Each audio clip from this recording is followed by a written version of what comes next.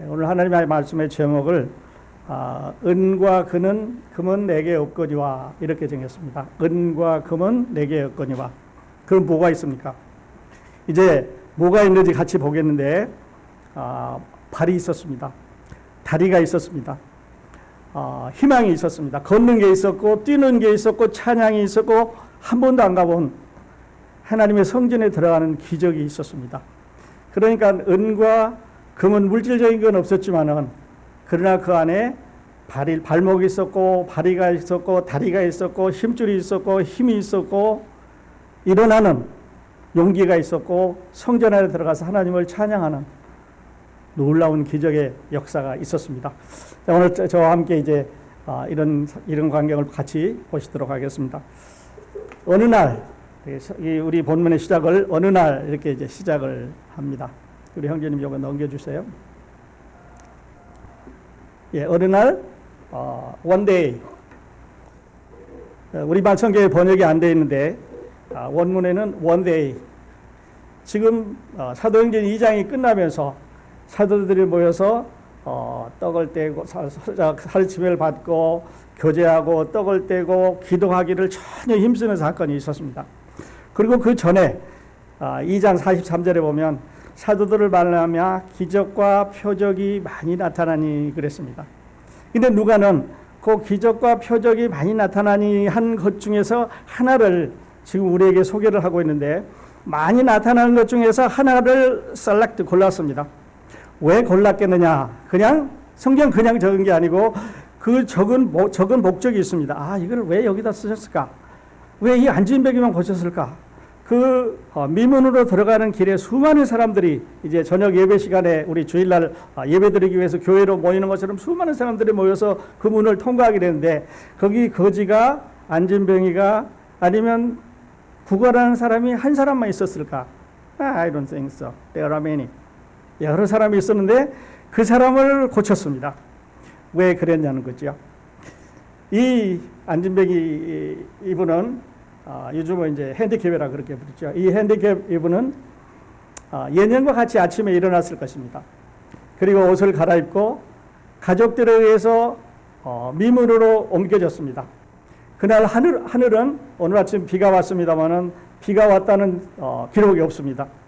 새들도 똑같은 소리로 지저귀었을 거고 지나가는 행인들도 똑같이 예배드리러 가는 일상적인 똑같은 날입니다. 그리고 그는 같은 자리에 갔습니다. Best location. He knows because he was there for 40 years. 40년 동안 거기 앉아 있었기 때문에 어디가 제일 좋은 자리인지 요즘 말로 하면 명당 자리로 알고 있는 여기 가면 많이 사람들이 나에게 많은 것을 줄 수 있다 하는 제일 좋은 자리를 차리했을 거라고 제가 생각을 해봅니다. 왜냐하면 이분이 최고 고참일 테니까요. 40년간 경험을 가지고 있습니다. 어떤 시간에 어떤 사람들이 지나가면서 제일 많은 것을 제일 좋은 것을 줬을까 하는 것을 알고 있습니다. 어떤 옷을 입은 사람이 조금 더 제너러스하고 어떤 옷을 입은 사람은 좀 더 덜 제너러스해서 좀 야박한가 하는 것을 알고 있었을 것입니다. 그리고 오후 3시 이 시간에는 유대인들은 하루에 3번 나가서 하나님 앞에 예배를 드리는데 아침 9시, 낮 12시 그리고 오후 3시 이렇게 3번 갑니다. 그런데 아침에 못 간 사람 오후 3시에 갑니다. 12시에 일하다 늦은 사람 오후 3시에 가기 때문에 요 세 예배 시간 중에서 오후 3시가 가장 붐비는 시간입니다. 우리도 그렇죠. 아침 8시 예배, 10시 예배 이러면은 그 대예배라고 그래서 11시 예배가 가장 많은 사람들이 참석하고 그러는데 그 시간입니다. 그러니까 사람이 가장 많이 통과하는 시간이고 그 다음에 어디가 앉아 있으면은 가장 많은 그야말로 동량을 얻을 수 있을까 하는 것을 아는 사람입니다. 뿐만 아니라 어떤 사람이 지나가면서 많이 줄까? 옷은 잘 입었어도 안 주는 사람들이 있고 좀 남루하지만 많이 주는 사람들이 있을 테니까 저런 사람한테는 소리 질러도 소용없어. 이 사람 좀 가난하지만 저런 사람은 많이 줄 테니까 좀 달라고 이야기할 수 있는 그런 자리겠지요. 엄청난 변화가 이 사람에게 있는 예고를 해주고 있습니다. 왜냐하면 어느 날 이렇게 시작했다고 하는 것은 보통 날이 아닌 거죠. 앞으로 이 자리에 돌아올 필요가 없습니다. 거기 앉아있을 필요가 없습니다. 이제는 걷기도 하고 뛰기도 하고 예배도 드리고 영원히 못 잊을 이런 날인데요. 여러분, 원데이. 오늘 우리 이제 새로 우리 서울에서 처음으로 이제 미국 예배에 참석하신 두 분이 오셨는데 아주 기억에 남는 어느 날입니다. 저 우리 뒤에 보면 우리 캐리 친구가 처음으로 이제 이래 한국 예배에 오셨는데 이런 날이 우리 기억에 남는 이런 날이 될 것입니다. 또 여러분, 미국에 들어오신 날, 여러분 결혼하신 날, 첫 아이를 얻는 날, 우리 남자들 같으면 군에 제대를 했다든지 어떤 일을 한 날, 원데이, 그날이 이 사람에게도 This is the day, day of the Lord, 이런 날이 이제 되게 되는데요. 그날 불행한 사람을 우리가 보게 됩니다. 이 사람 참 불행한 사람이죠. 예. 안진뱅이가 핸디캡이 거기에 앉아 있습니다. 이름도 없습니다. 가족도 없습니다. 어느 지파의 사람인지도 모르겠고요. 나이는 40세라고 뒤에 40세쯤 되니라라고 소개를 하고 있습니다. 뿐만 아니라 나면서부터 안진뱅이라고 소개했습니다. 불행한 사람입니다. 그러니까 자기 실수가 아니고 어머니라든지 아니면 태어나서부터 어떤 과정에 의해서 제대로 한 번도 서볼 수가 없습니다. 우리 어린아이를 기를 때 그러죠. 맨 처음에 아이가 뒤집을 때 신기합니다. 그리고 조금 있다가 기억하기도 하고, 그 다음에 일었을 때 참 신기합니다. 일어섰다. 그리고 다시 이제 몇 발짝 뛰면 걸었다. 요즘 엄마들 같으면 뭐 사진 찍기도 하고, 뭐 우리 아이가 걸었다고 막 동네 뉴스가 되는 그런 날일 것입니다. 그런데요, 이분은 한 번도 일어서 본 적이 없습니다.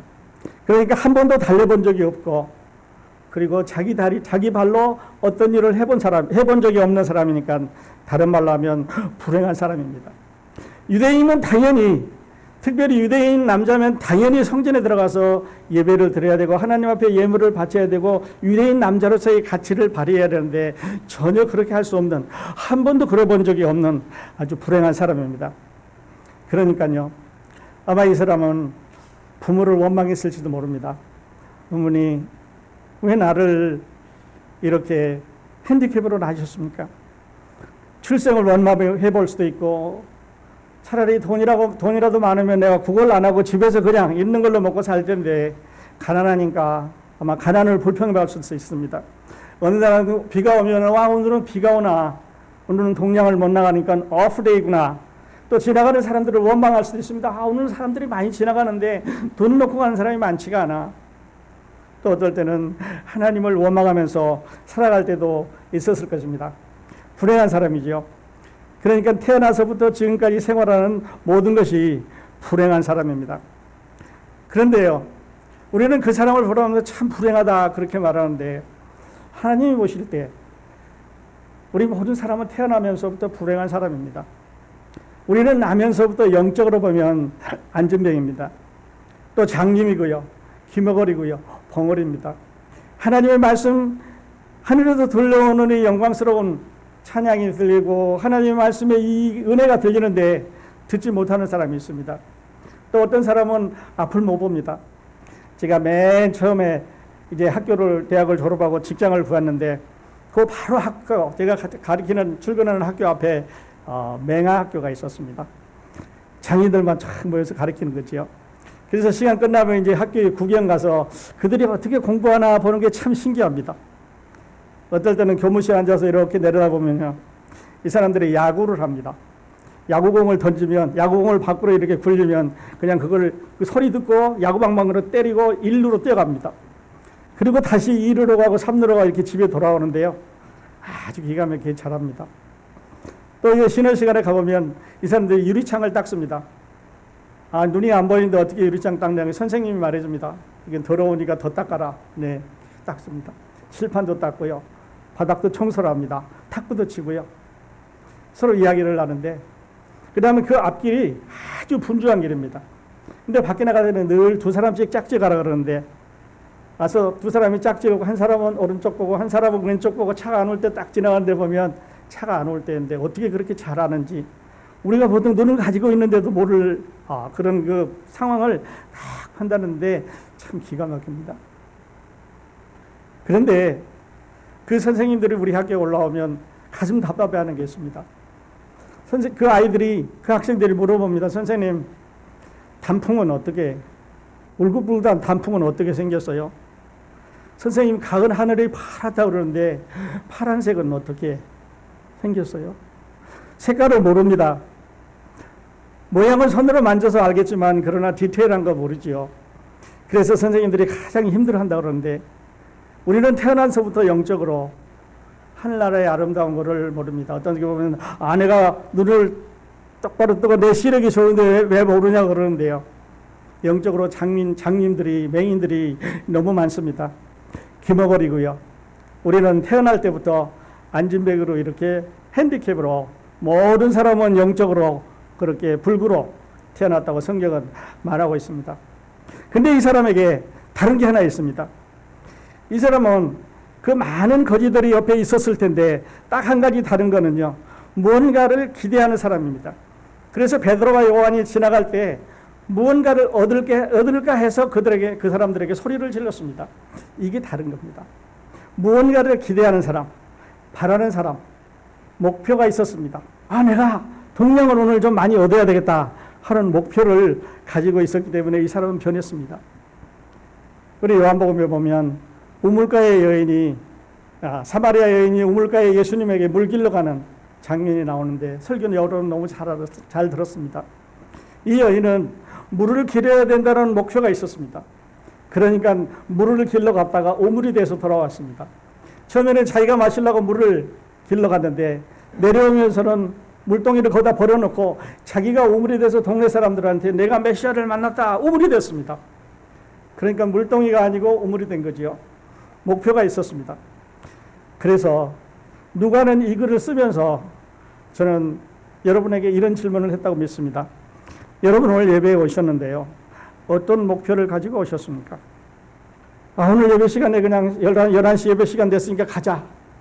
아니면 나는 오늘 내가 무엇을 해야 되겠다고 하는 이런 목표를 가지고 오셨습니까? 차이는 엄청납니다. 이 사람이 뭔가를 얻는다고 하는 목표를 가지고 있었기 때문에 다리를 얻었습니다. 뿐만 아니라 희망을 얻었습니다. 앞으로 걸었습니다. 뜁니다. 예배당에 들어갑니다. 한 번도 안 해본 40년 동안 아무도 도와주지 않았는데 자기 희망이 그를 그렇게 만들었습니다.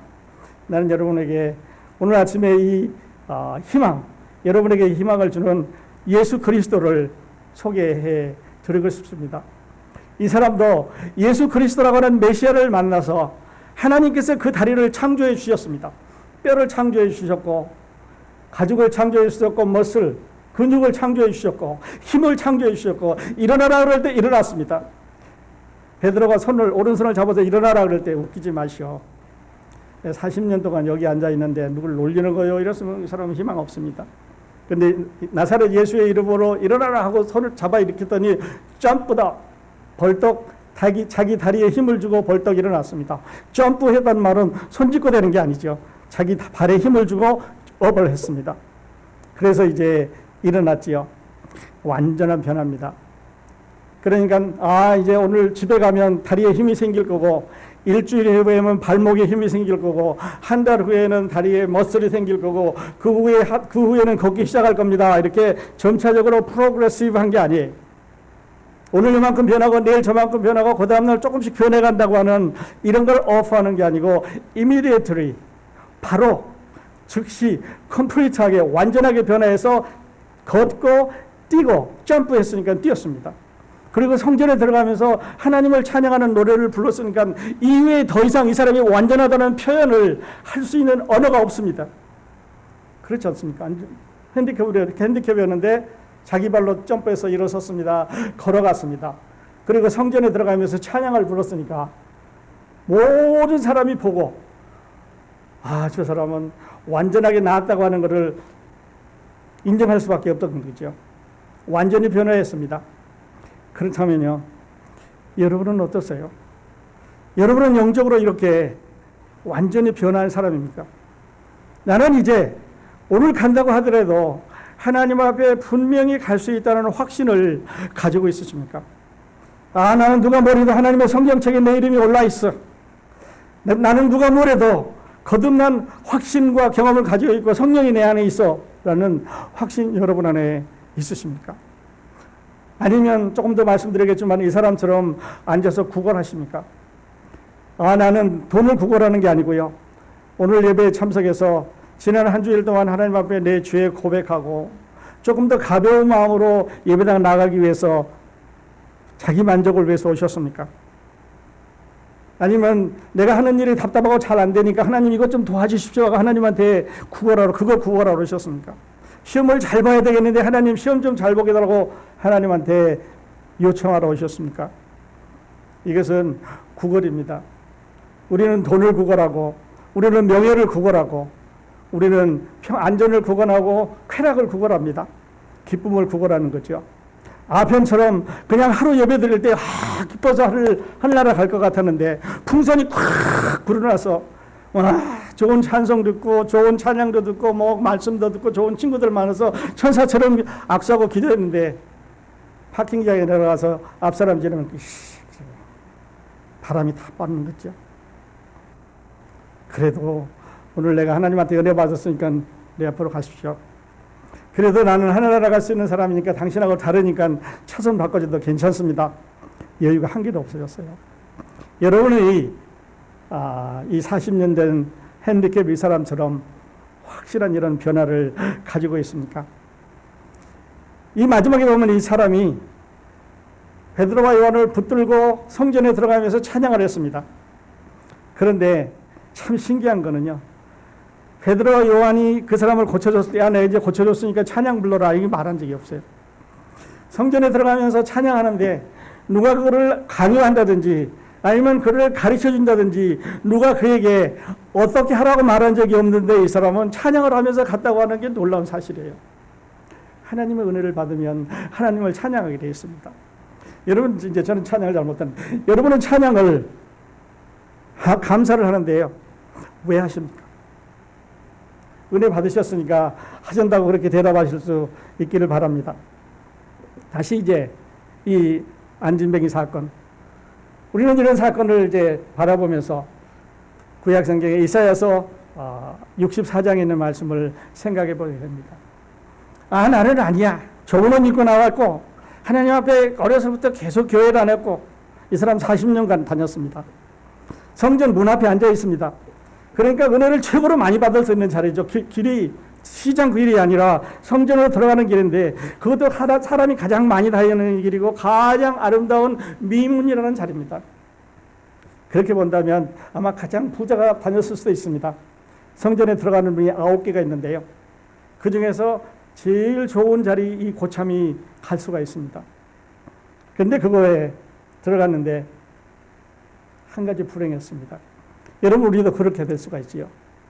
그래서 이사야 선지자는 이사야서 64장 6절에 이렇게 말했습니다. 우리는 다 부정한 것 같아서 우리는 다 부정한 자 같아서 우리의 의인은 다 더러운 옷 같으며 우리는 다 잎사귀 같이 시들므로 우리의 죄악이 바람같이 우리를 몰아가나이다.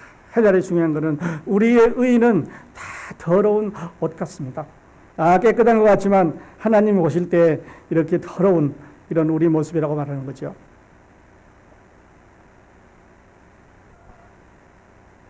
그리고 이사야서 61장 10절에는 내가 여호와로 말미암아 크게 기뻐하며 내 영혼이 나의 하나님으로 말미암아 즐거워하느니 그 다음에 참 중요합니다. 그가 구원의 옷을 내게 입히시며 공의의 겉옷을 내게 더하심이 신랑이 사모를 쓰며 신부가 자기 보성으로 단장함 갖게 하였습니다. 인생의 여자가 가장 아름다운 날은 결혼식 날일 것입니다. 남자들에게 가장 보람 있는 그날은 아마 결혼식 날일 거예요. 마치가 울려 퍼지고 그 많은 사람들이 축복하는 가운데 인생이 태어난 날이 오늘을 위해서 있다고 하는 이런 자부심 갖고 다 들어가셨을 텐데요. 하나님께서 우리를 보실 때 그렇게 만들어 주셨습니다.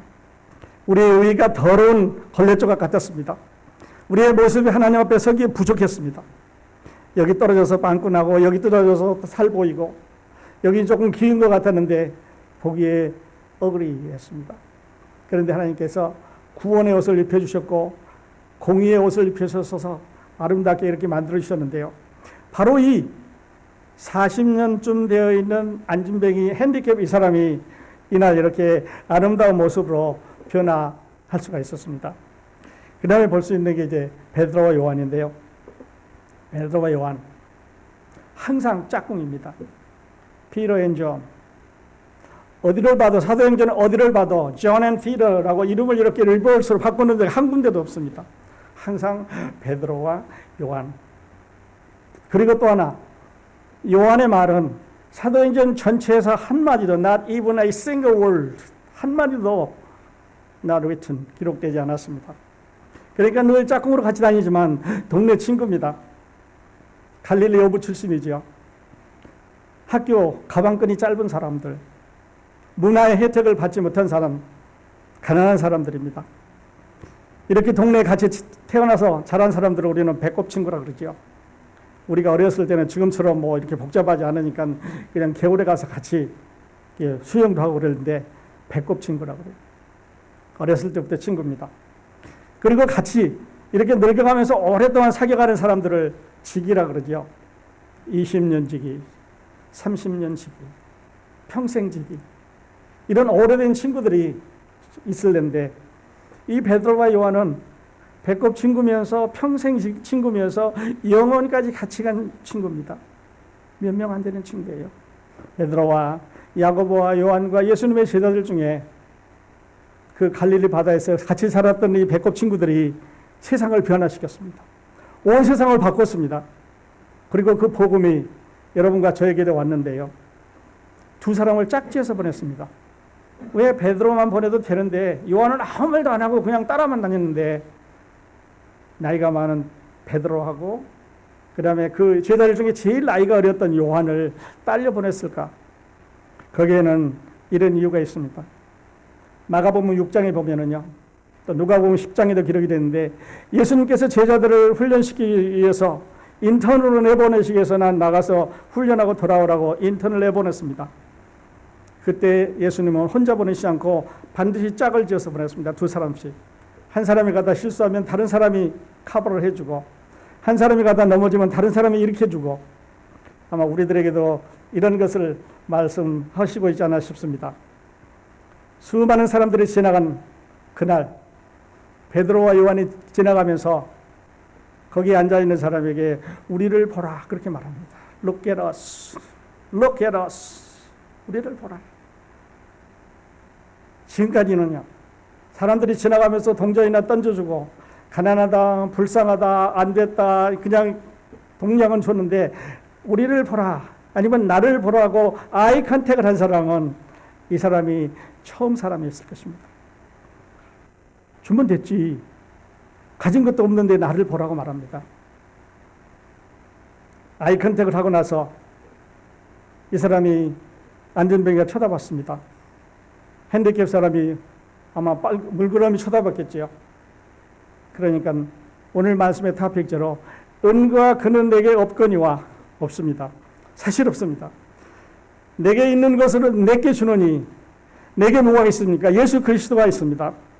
예수 그리스도의 은혜가, 예수 그리스도의 사랑이, 예수 그리스도의 기적의 능력이 있습니다. 그런데 그 기적은 그 사람의 발이고 그 사람의 앵클, 발목이고 그 사람의 발바닥입니다. 그 사람의 힘이고요. 그 사람이 한 번도 안 걸어봤지만 40년 동안 한 번도 안 걸어봤으니까 엑서사이즈 연습을 해야 되는 게 아니라 그냥 걸어갈 수 있는 능력이 있었습니다. 그리고 찬양이 있었습니다. 희망이 있었는 거죠. 예배당에 갈 수 있는, 가서 예배 드릴 수 있는 이스라엘 남자로서의 가치를 발휘할 수 있는 그 모든 것이 그 안에, 그 이름 안에, 예수 그리스도라고 하는 사람의 이름 안에 있었습니다. 이제 다음 시간에는요, 베드로와 이 솔로몬 행각에 모여든 사람들한테 예수 그리스도의 이름이 어떤 것인지를 말합니다. 당신들이 7주 전에 십자가에 달아서 죽였는데 하나님이 그를 다시 살리셨지 않느냐. 그리고 그 이름을 힘입어서 우리가 이 사람을 고쳤는데 우리가 고친 게 아니야. 예수 그리스도의 이름이 고쳤습니다. 우리 장로님 좋은 기도해 주셨는데 장로님이 수많은 사람들에게 이제 안경을 보급해서 크리스천 비전 선교에서 열심히 사역을 하십니다. 베드로가 손을 뻗어서 그 사람을 잡아서 일으키지 않았으면 기적은 안 일어납니다. 다시 말씀드려서 예수 그리스도가 아무리 큰 능력이 있다고 하더라도 베드로의 손을 통해서 기적을 일으켰습니다. 여러분과 저와 교회를 통해서, 선교기관을 통해서, 많은 사람들을 통해서 그 손이 없으면 하나님은 일하실 수가 없는 거죠. 말씀으로 일어나라, 일어나실 수가 있는데 손을 잡아 일으키면서 그렇게 하셨습니다. 아이 컨택을 하시고요. 그리고 일으켰습니다. 여기서 질문은, 제가 말씀을 이제 준비하면서 이런 질문을 해봅니다. 이 친구 베드로가 이 사람 고칠 수 있다고 믿었을까? 아니, 일어나라 그랬는데 안 일어났으면 어떡하려고 큰 모험을 했어. 어떻게 생각하십니까, 여러분은? 아니, 가서 일어나라 그랬는데, 나사렛 예수의 이름으로 일어나라 그랬는데 어떻게 일어날 줄을 알았을까 하는 거죠. 이런 게 이제 성경을 공부하면서 여러분이 하나님과 대화해야 되는 제목들입니다. 저는 이렇게 생각을 합니다. 하나님의 성령이 가서 행하라고, 저 사람을 너가 일으키라고 아마 말씀을 하셨을 것 같아요. 그러니까 베드로가 그 사람에게 갔습니다. 그리고 그 사람에게 가서 이 기적을 일으킬 수 있는 모든 액션을 취한 겁니다. 하나님은 베드로라고 하는 툴을 통해서 일하는 것이지 베드로 자신이 이 일을 한 게 아니지요. 나사렛 예수 그리스도의 이름으로 행했습니다. 어느 분이 이런 책을 써서 여러분에게 소개를 해드리겠습니다. 오늘 예배에 오신 분은 틀림없이 집에 가서 이대로만 하면 부자 됩니다. 부자가 되는 공식을 3개로 적었는데요. 첫 번째는 뭐냐면 아침에 일찍 일어나라. 여러분 중에 대부분 우리 한국 분들은 이제 아침에 새벽 기도하니까 일찍 일어난대요. 아침에 일찍 일어나면 부자 된대요. 이게 제가 한 말이 아니라 록펠러가 한 말입니다. 공식 넘버 2, work hard. 열심히 일어납니다. 열심히 일하고 아침에 일찍 일어나면 부자가 되는데, 세 번째가 제일 중요합니다. 이거를 가지시면 틀림없이 여러분 부자가 되는데요. 록펠러는 부자가 되는 세 번째를 이렇게 말했습니다. 가서 유전을 찾으라. 석유를 찾으면 부자 된다. 이 사람 석유로 부자 된다. 그래서 지나가는 얘기였습니다만은, 다시 이 기적으로 돌아가겠습니다. 이 기적은 상상해서 만들어 놓은 이야기가 아니에요. 수많은 사람들이 지나갔습니다. 예배드리기 위해서 지나갔으니까. 거기 보면 베드로와 요한을 좋아하는 사람도 있고 예수를 좋아하는 사람도 있지만 반대하는 사람들 많이 있었을 테니까 이것을 거짓말로 상상해서 누가가 기록할 리가 없어요. 누가는 의사이기 때문에 이제 또 본문에 보면 아시겠습니다만 발과 발목에 힘을 얻고, 이거는요 우리 같은 보통 다리에 힘을 얻고 그러면 끝나요. 다리에 힘을 얻고 그러면 그냥 다 포함되는데 의사는 좀 다릅니다. 의사는 스페셜리스트이기 때문에 발과 발목에 힘을 얻고, 그러니까 따로 구분을 해서 내가 의사인데 내가 보니까 이렇게 부분적으로 확실하게 변화돼서 걸을 수 있다고 하는 걸 말합니다. 그러니까요. 성경은 의사가 기록한 성경하고 세금 거들어 다니는 마태가 기록한 성경하고 요한이 기록한 성경하고 똑같은 예수지만 다른 방향에서 다른 각도로 기록을 한 것을 볼 수가 있는데요. 실제로 일어났습니다. 의술이 고친 게 아니라 말씀으로 고쳤습니다. 그리고 우리를 바라보라 그랬을 때 아이 컨택을 했을 때 일어났고요. 나사렛 예수 그리스도의 이름으로 걸으라 그랬는데, 여기서 질문은 여기에서 40년 동안 앉아서 구걸하던 이 사람이 나사렛 예수의 이름을 들어봤을까 하는 것입니다. 들어봤을까요? 들어봤으니까 일어났겠지 않겠어요? 그냥 느닷없이 가서 나사렛 예수의 이름으로 걸어라, 들어보지도 않은 사람 이름으로 잡아당기니까 안 일어나겠지요? 특별히 예수님께서 마지막 한 주간 동안에 예루살렘에 있으면서 소동이 터졌습니다. 자, 입성을 하시니까 뭐 호살라 찬송하리로다 다윗의 아들이라고 막 손뼉을 치면서 소리를 질렀습니다. 며칠 지나가니까 십자가에 달아 죽이라고 막 사람들이 모여들었습니다. 그리고 십자가에 달고 나서 소동한지라 예루살렘 시내 전체가 소동을 했습니다.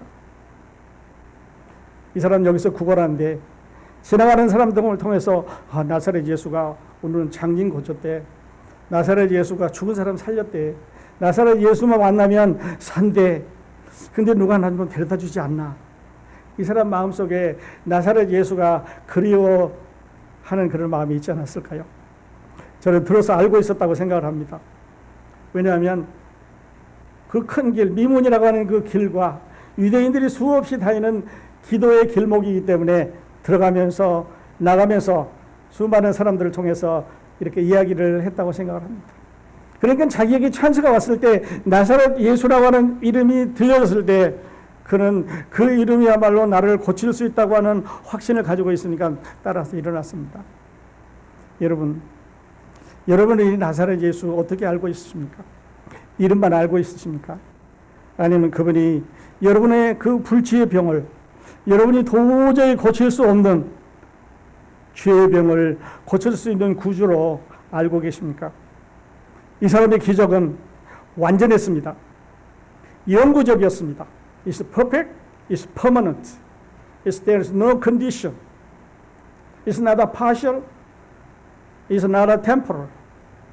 이거는 부분적으로 고쳐준 게 아닙니다. 조건부로 너 가서 말 잘 안 듣고 하나님 찬양 안 하면 다시 요리 들어와. 그렇게 한 게 아닙니다. 10년만 이제 걸어다니다가 다시 와. 조건이 아니었습니다. 완전하고 영구적이고 조건부가 아니고 부분적인 것이 아니고 일시적인 게 아니고 끝나는 컴플리트 됐습니다. 하나님 우리 죄 용서해 주시는 것도요. 우리를 구원해 주시는 것도 이렇게 완전하고 영구적으로 조건 없이 일시적이 아니라 끝까지 책임지신다고 말씀을 하셨습니다. 그래서 우리는 예수님 좋아합니다. 그래서 나는 예수가 좋습니다. 그래서 나는 여러분에게 예수를 소개해 드리고 싶습니다. 나는 예수가 좋다고. 여러분이 나와 같은 이 예수를 믿으시면 저처럼 기쁨으로 평생 살 수 있을 것입니다. 그리고 그 예수가 주시는 축복을 누리면서 만족하면서 살 수가 있을 것입니다. 이 기적, 베드로의 손을 통해서 이루신 하나님의 능력입니다. 그날 거기 지나갈 때 말씀드렸던 대로 거지들이 몇 명이나 있었을까? 주변에 안전뱅이는 없었고 귀머거리는 없었고 장님은 없었고 핸디캡을 가진 사람은 더 이상 없었을까? 요한복음 5장에 보면 양문 곁, 여기는 지금 미문인데 양문 곁에 베데스다 못가에 38년 동안 누워있던 환자가 예수님으로부터 이제 고침을 받은 걸 보게 됩니다. 일어나서 내 자리를 들고 걸어가라. 일어나 내 자리를 들고 걸어가라. 네가 누웠던 자리를 들고 걸어가라 말은 여기도 마찬가지입니다. complete, perfect, no condition, no temporal. 모든 사람이 볼 수 있었습니다. 완전하게 고치신 거지요. 그런데요, 이 기적은 아무도 생각 밖으로는 unexpected, 예상 밖에, 그리고 supernatural, 초자연적으로, 그리고 suddenly, 갑자기 완전하게 생겼습니다. 구원받는 것, 하나님의 자녀가 되는 것, 어머니가 아이들을 낳을 때 진통이 겪고 와서 그냥 낳으시는 것처럼 하나님의 구원도 이렇게 일시에 완전하게 퍼펙트하게 이루어지는 것을 여러분 함께 믿을 수 있기를 바랍니다. 이 기적의 결과는 이렇게 나타났습니다. 처음에는 가지고 있는 게 없다고 그랬습니다. 은과 금은 내게 없거니와 나사렛 예수의 이름으로 걸어라. 그 나사렛 예수라는 이름 속에 이제 새로운 창조, 발을 창조하고 다리를 창조하고 힘을 창조하고 찬양을 창조하고 앞으로 그 사람에게 모든 희망을 창조해 주셨는데요. 이 기적의 결과는 걷기도 하고 뛰기도 하고 기뻐 찬송 부르면서 예배당으로 들어갑니다. 그러니까 성전으로 들어가는 거죠. 그래서 제가 웃었습니다. 아니 이 사람 왜 성전으로 갔을까? 집으로 가서 형, 나 이게 다리 고쳤다. 아니면 자기 친구들한테 가서 니들 그동안 수고했다 나 데리고 다니느라고. 아니면 그 주위에 있는 누구한테 자랑하고 싶어서 그냥 반대로 갔을 것 같은데 이 사람은 성전 안으로 들어갔습니다. 그것을 고칠 수 있는 사람이 하나님의 능력을 가진 예수 그리스도의 이름이라는 걸 알았기 때문에 집으로 가지 않고 그리 성전으로 들어갔습니다. 많은 사람이 놀랬다 그랬습니다. Amazing. 놀랬습니다. 그러니까요. 걷는 거 봤습니다. 뛰는 거 봤습니다. 찬송 부르는 거 들었습니다. 그러니까 보고 듣고 느끼고 오감으로 그 사람이 살아있는 것을 분명히 알았습니다. 더 이상 there is no more question about his cure. 그 사람이 살아나는 것에 대해서 더 이상 질문할 게 없는 거죠. 이야, 놀랐다. 그리고 사람들이 이제 솔로몬의 성전 안으로 죄송합니다. 솔로몬의 행각 안으로 몰려갑니다. 그 사람이 베드로와 요한을 붙잡고 이제 성전 안에 들어가니까 그 행각으로 사람들이 쫙 모여들기 시작을 합니다. 와, 저 사람 저기 앉아 있었는데, 얘 일어나서 걸어가네. 어떻게 된 거야, 저거? 저 어부가 저 사람들이 데리고 가네. 붙잡고 가는데 무슨 일이 일어날 것 같습니까? 그 다음에 사람들이 막 이제 모아집니다. 그리고 그날 베드로는 그 사람들에게 예수 그리스도가 누구인지 소개를 합니다. 여러분, 다음 주에 이제 말씀드리려고 하는데요. 그 예수 그리스도가 어떤 분인지 소개를 이제 해 드리기를 원하는 거죠. 하나님이 이 사람을 살리신 이유는 바로 예수 그리스도가 메시아라고 하는 것을 증명하는 그런 과정인데요. 그때는 언제? 메시아가 오면, 예수 그리스도가 오시면 맹인의 눈이 밝을 것이며, 눈 뜬 사람, 못 듣는 사람의 귀가 열릴 것이며, 귀가 열려서 하늘나라의 음성을, 하나님의 복음을, 은혜를, 축복을, 감사를 듣습니다. 예수 안 믿는 사람들에는 아무리 얘기를 해도 하나님의 축복보다는 물질적인 거, 아까 한 푼 줍쇼가 더 매력적일 수 있지요. 그때 저는 자는 사슴같이 뛸 것이며, 말 못하는 자의 혀는 노래하리니 이는 광야에서 물이 솟겠고 사막에서 시내가 흐를 것임이라고 이사야 선지자가 말했습니다. 그러니까 메시아가 오면 이런 일이 이루어질 것이라고 하는 것을 하나님께서 증명을 해 주시게 되는 거죠. 솔로몬 행각, 지붕만 있습니다. 지붕만 있고, 그리고 이제 기둥이 이렇게 놓여 있는 행각인데요. 유명한 자리입니다. 요한복음 10장에서 예수님께서 그 솔로몬 행각에서 거기 모여있던 사람들에게 자기가 선한 목자라고, I am the good shepherd, 선한 목자라고 선언한 자리가 바로 이 솔로몬 행각입니다. 그러니까 오래전에 베드로와 요한을 데리고, 아니면 예수님의 제자들을 데리고 예수님께서 그 자리에 서서 I am the good shepherd, 내가 선한 목자라고 선언했던 그 자리에 사람들이 이제 모여들기 시작하고, 열흘 후에 베드로가 하나님의 성령을 받고 똑같은 선교를 시작하게 되는데요.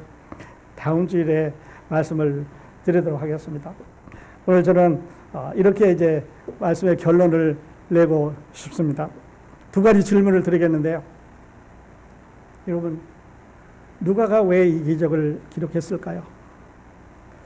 누가가 그 많은 기적이 있었을 텐데 의사가 특히 이거를 골라서 이렇게 자세하게 기록한 이유가 뭘까? 그냥 다리에 힘이 생겨서 걸으니라 이렇게 도매값으로 묶어가지 않고 발과 발목에 힘이 생기고 점법 뛰어서 일어나서서 start to working, 걸어가니라. 왜 했을까요? 그냥 성경이니까 아니고 우리에게 주신 목적이 있습니다. 성경은 그냥 들어있는 부분이 아니죠. 그래서 누가는 우리들에게 이 사람이 완전히 이렇게 예수 그리스도의 이름으로 고침을 받는 것처럼 영적으로 장님이고, 영적으로 귀머거리고, 영적으로 벙어리고, 영적으로 핸디캡인 여러분, 이 사람이 육신적으로 고쳐져서 하나님을 찬양하는 것처럼 여러분도 이 예수 그리스도를 믿으십시오라고 소개하는 것입니다. 그러기 위해서 누가는 이 많은 지면을 사용해서 우리에게 이렇게 기록을 했습니다. 두 번째는요, 혹시 나도 하나님의 집에 예배드리러 왔는데 여기 앉아서 구걸하는 거지는 아닌가? Am I a crippled beggar?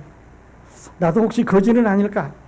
나는 오늘 아침에 부를 구걸하고, 행복을 구걸하고, 쾌락을 구걸하고, 명예를 구걸하고, 행복을 구걸하고, 순간적인 만족을 구걸하고, 세상이 주는 마약과 같은 것을 하나님 앞에 나와서 혹시 구걸하고 있지는 않은가? 하나 주세요. 한번 생각해 보실 수 있기를 바랍니다. 기도하고, 찬양하고, 봉사하고, 예배하고, 구제하고, 헌금하고, 다 다 좋은데요. 완전한 치료를 받으셔야 됩니다. 하나님의 아들 예수 그리스도를 여러분의 마음에 믿고 이렇게 돌아가실 수 있기를 바랍니다. 자, 이 말씀 제가 좋아하는 말씀인데 요한일서 5장 12절 같이 읽고 기도하고 마치도록 하겠습니다. 같이 한번 읽겠습니다. 요한일서 5장 12절 시작. 아들이 있는 자에게는 생명이 있고 하나님의 아들이 없는 자에게는 생명이 없느니라. 아까 록펠러의 부자 공식보다 훨씬 간단합니다. He who has the Son has life. Yes or no? He who does not have the Son of God does not have life. 생명이 있고 생명이 없고 아들이 있고 아들이 없고 여러분은 어느 쪽이십니까? 기도하십시다.